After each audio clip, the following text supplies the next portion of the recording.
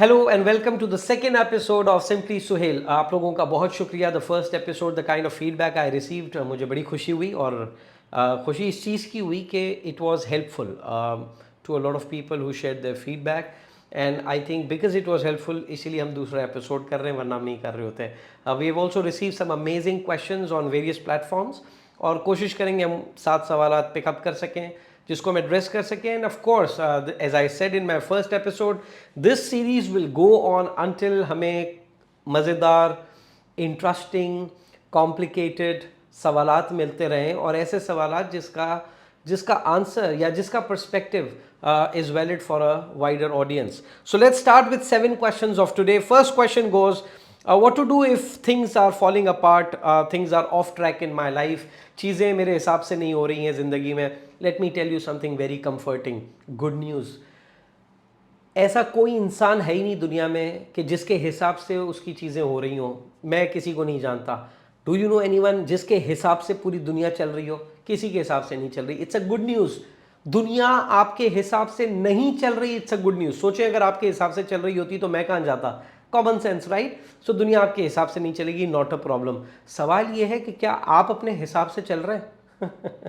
आप सुख, आपका दुख कौन कर रहा है? पड़ोसी आपको सुखी और पड़ोसी आपको दुखी कर रहा है. I think it's not helping us. So दुनिया आपके हिसाब से नहीं चल रही, इतना बड़ा टेंशन नहीं है.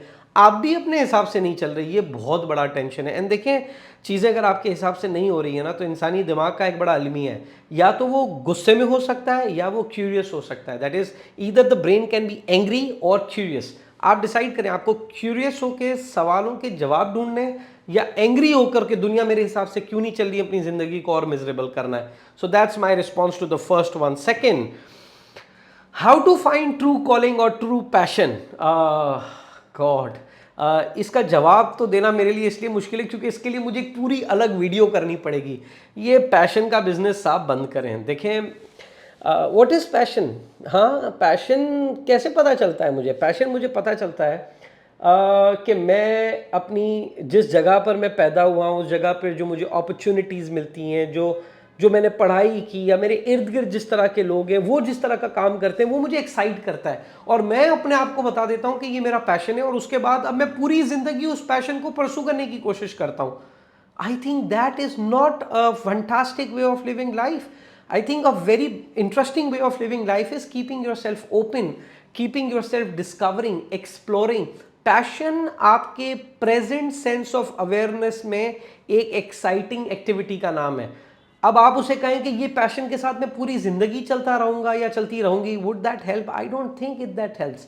ऑफ कोर्स कुछ परस्यू करें, ऑफ कोर्स एक प्रोफेशन परस्यू करें, ऑफ कोर्स एक काम परस्यू करें, ऑफ कोर्स एक प्रॉब्लम सॉल्व करें, लेकिन अपने आप को पैशंस के साथ टैग ना कर दें. जनाब, आपकी ज़िंदगी, आपकी ज़ात, आपकी इंटेलेक्ट इससे बहुत बड़ी है. So that's about passion and calling.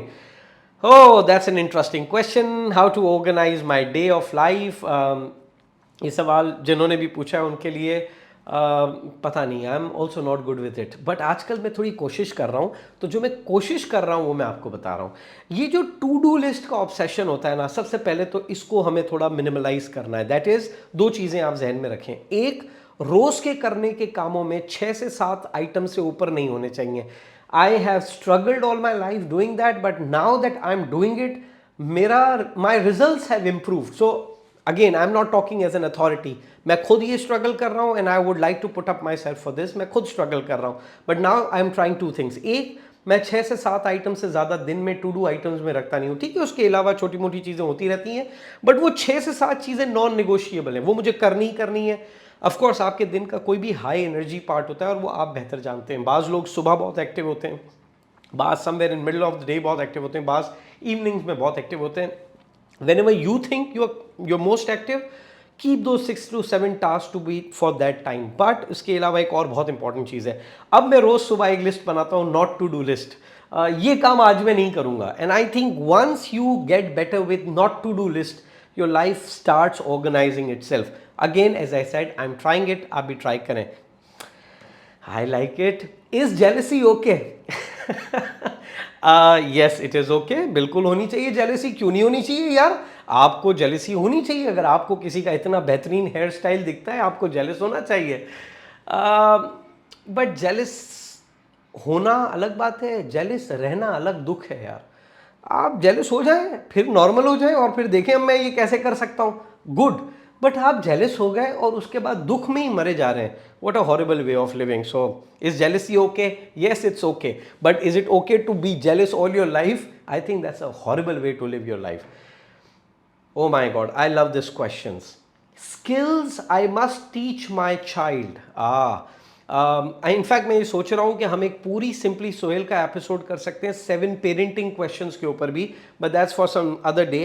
अभी इस सवाल के लिए कि वो कौन से स्किल्स हैं जो मुझे अपने बच्चों को सिखानी चाहिए, यार बहुत सारी हैं, बट शायद मैं 2 स्किल्स पे पर्टिकुलरली इस वक्त एम्फोसाइज करना चाहूँगा। पहली, प्रॉब्लम सॉल्विंग स्किल्स। मैं बहुत अरसे से इस बारे में बात कर रहा हूँ, बच्चों को प्रॉब्लम सॉल्विंग स्किल्स सिखाएं, क्योंकि आपके बच्चों ने वो प्रॉब्लम्स फेस करने जिसका आपने जिक्र तक नहीं सुना है। कोविड का आपने नहीं सुना था ना, हम सब ने मिलकर सॉल्व किया, राइट? अपने बच्चों में प्रॉब्लम सॉल्विंग की स्किल्स को बेहतर बनाएं, दैट्स वन। दूसरा, स्किल ऑफ शोइंग अप।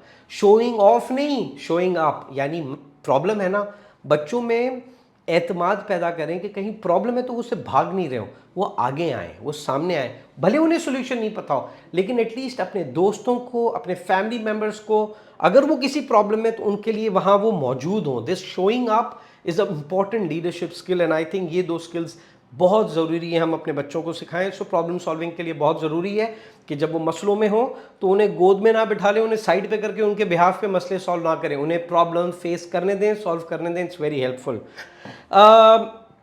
फिर सवाल है जनाब, कामयाबी क्या होती है? What is success? पता नहीं।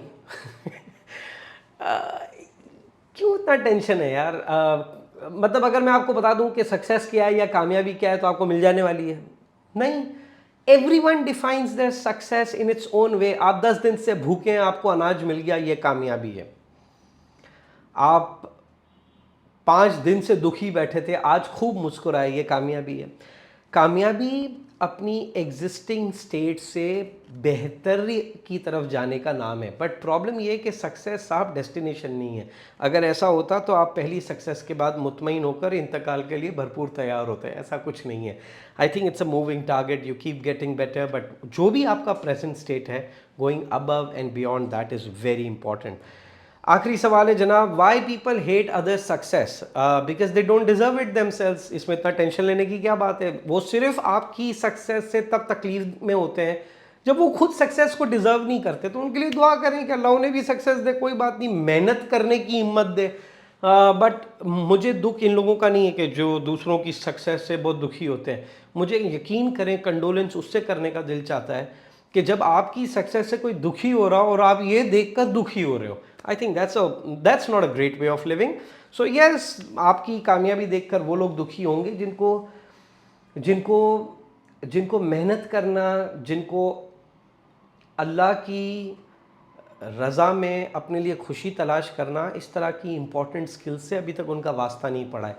जब आपका वास्ता पड़ने लगता है, you start enjoying other success as well and keep working for that. But that's important कि आप सामने वाले की कामयाबी को 2 नज़र से ही देख सकते हैं, एक एनवी की नज़र से देख सकते हैं और एक इंस्पिरेशन की नज़र से देख सकते हैं। जब आप इंस्पिरेशन की नज़र से देखते हैं, your life also starts getting better.